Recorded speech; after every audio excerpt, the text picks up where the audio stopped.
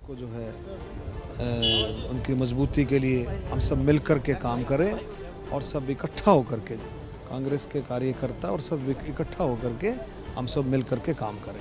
बैठक बहुत बढ़िया संदेश दिया कि संगठन को मजबूत करो।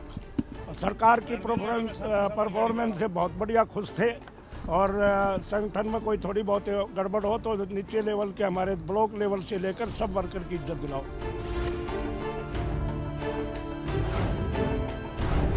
चौदह अप्रैल को कुरुक्षेत्र में टीएमसी की ऐलान रैली हुई। इस रैली में राज्यसभा सदस्य और टीएमसी उत्तर भारत के प्रभारी केडी सिंह ने कई मुद्दों को लेकर प्रदेश सरकार पर हमला बोला।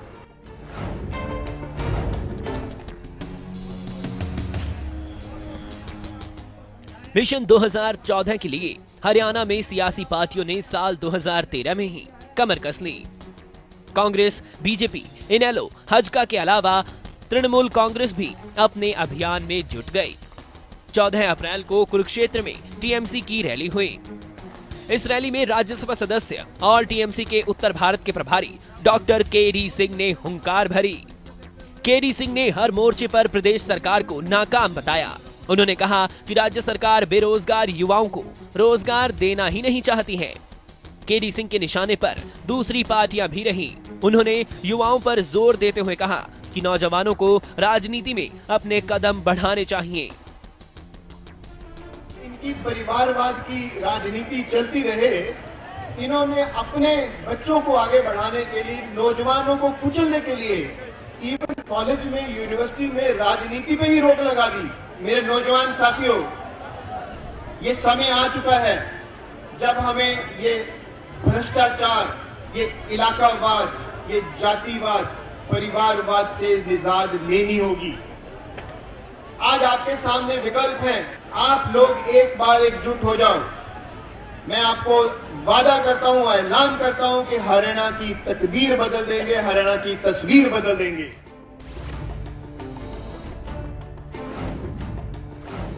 2 जून का दिन प्रदेश में सत्ता के सेमीफाइनल का दिन था।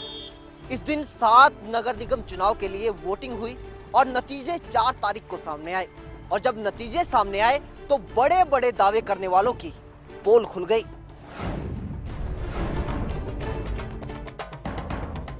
दो जून को हरियाणा में सत्ता का क्वार्टर फाइनल हुआ।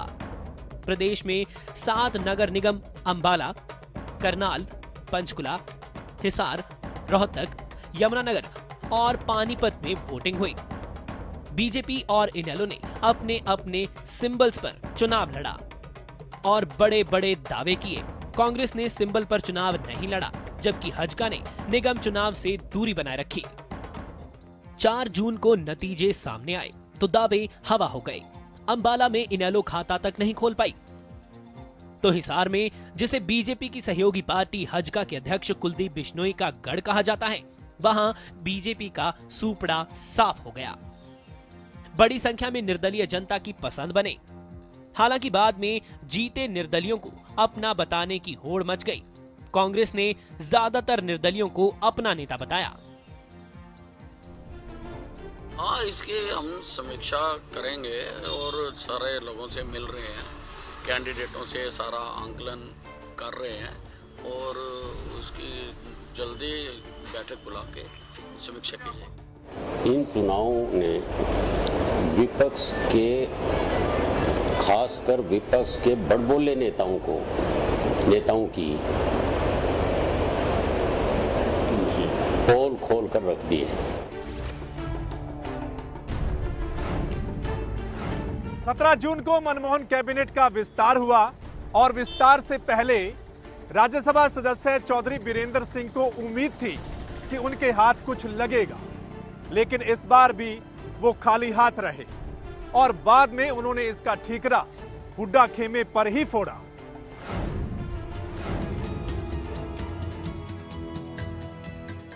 मनमोहन टीम का 17 जून 2013 को चेहरा बदल गया।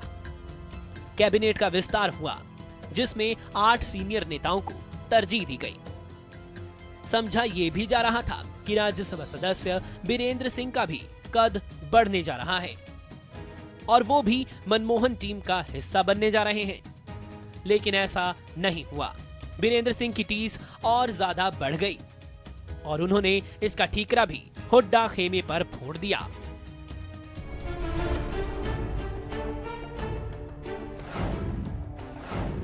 जुलाई को दिल्ली में जाट महासम्मेलन हुआ। इस महासम्मेलन में मुख्यमंत्री भूपेंद्र सिंह हुड्डा ने भी शिरकत की। बाद में मुख्यमंत्री के सम्मेलन में शामिल होने को लेकर जमकर सियासी बयानबाजी हुई।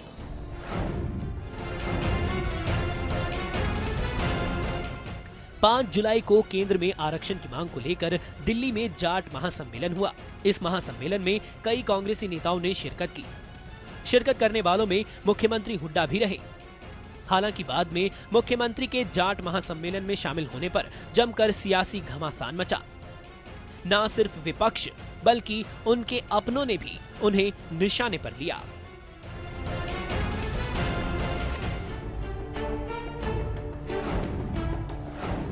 गले तक पहुंच चुकी गुटबाजी को दूर करने के लिए पार्टी के राष्ट्रीय उपाध्यक्ष राहुल गांधी ने 15 जुलाई को दिल्ली में मुख्यमंत्री भूपेंद्र सिंह हुड्डा और प्रदेश कांग्रेस अध्यक्ष गुरचंद मुलाना के साथ बैठक की और मंथन किया।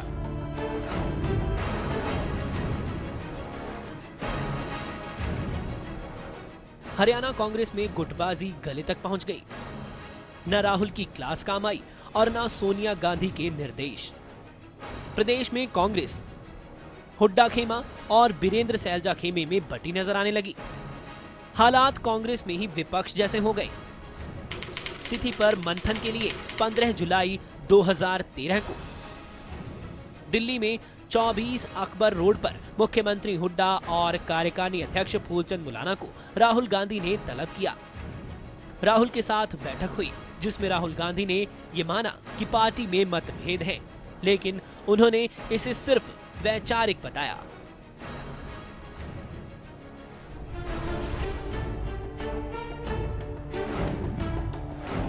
अपनों को ही अपने कद का एहसास कराने के लिए बीरेंद्र सिंह ने 20 अगस्त को जींद में एक रैली की। रैली का नाम तो सद्भावना रैली रखा गया था, लेकिन इस रैली में सद्भावना की बजाय कांग्रेस की खेमाबंदी खुल्लम खुल्ला नजर आई।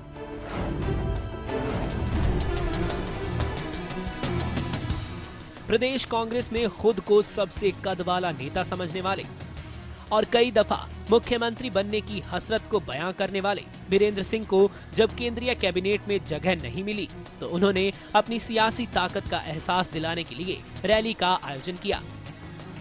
रैली जींद में आयोजित की गई और इसके लिए राजीव गांधी की जयंती को यानी 20 अगस्त को चुना गया। इस रैली का नाम भले ही सद्भावना रैली रखा गया, लेकिन इसमें दूर दूर तक सद्भावना नहीं दिखी। रैली से भी हरियाणा कांग्रेस की खेमेबंदी का साफ अंदाजा लगाया जा सकता था। रैली में न सीएम हुड्डा पहुंचे और न ही प्रदेश अध्यक्ष मुलाना।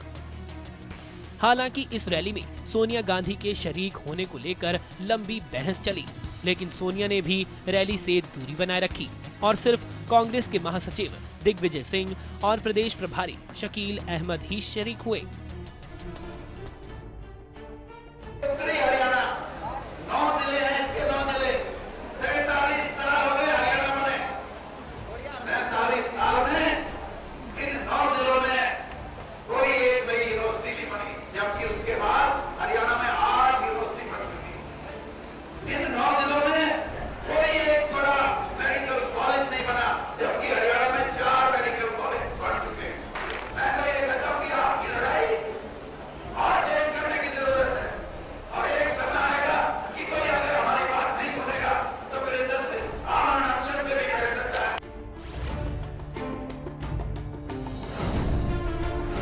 6 सितंबर 2013 हरियाणा विधानसभा के मानसून सत्र के शुरू होने से कुछ घंटे पहले ही सूबे की मुख्य विपक्षी पार्टी इंडियन नेशनल लोकदल ने सीडी बम फोड़ दिया। इनेलो के इस सीडी बम ने कांग्रेस में खलबली मचा दी।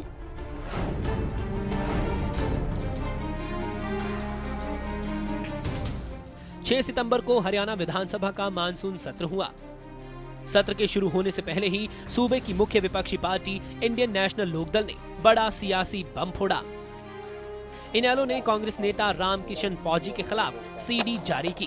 वो मैं 20-30 लाख का वो खर्चा करवा। इनेलो ने आरोप लगाया कि फौजी सीएलयू की एवज में रिश्वत की मांग कर रहे हैं।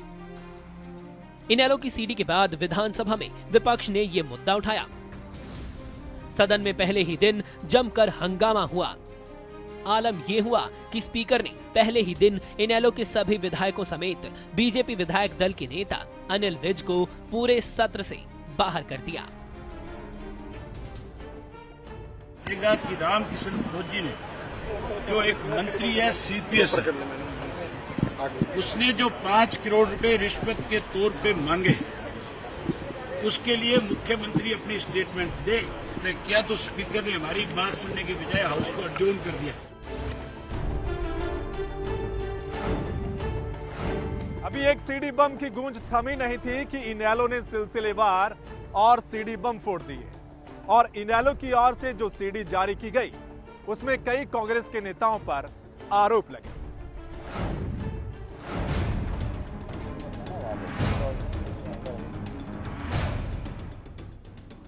इनेलो ने 7 सितंबर को भी सीडी बम फोड़ा। 7 सितंबर को इनेलो ने कई सीडीज जारी की। ये सीडीज विधायक विनोद भ्याणा, विधायक जरनैल सिंह, रामनिवास, नरेश सेलवाल, विधायक संपत सिंह के बेटे, जलेब खान के बेटे और संजय छोकर के खिलाफ थी। इनेलो के इस सीडी बम से कांग्रेस में खलबली मच गई। मॉनसून सत्र हंगामे की भेंट चढ़ गया। सरकार पर उंगलियां उठने लगी और आखिरकार मुख्यमंत्री हुड्डा ने 9 सितंबर को सदन में सीडी मामले की जांच कराने का भरोसा दिया।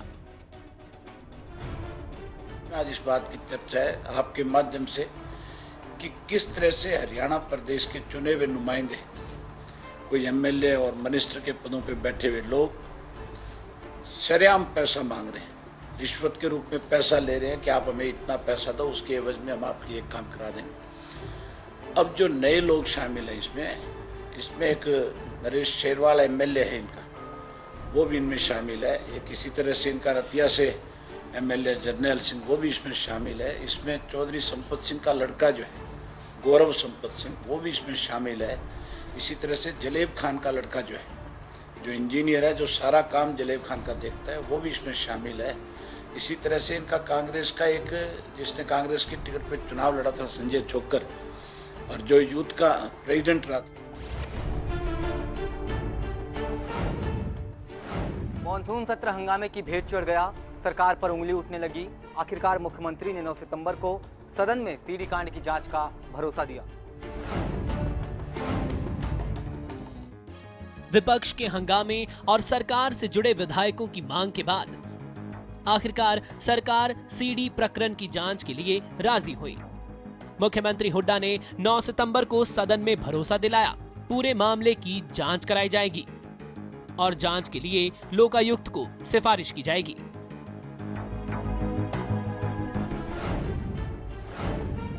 हमारे इस खास पेशकश में वक्त हो चला एक छोटे से ब्रेक का, लेकिन ब्रेक के बाद भी हमारी खास पेशकश जारी रहेगी।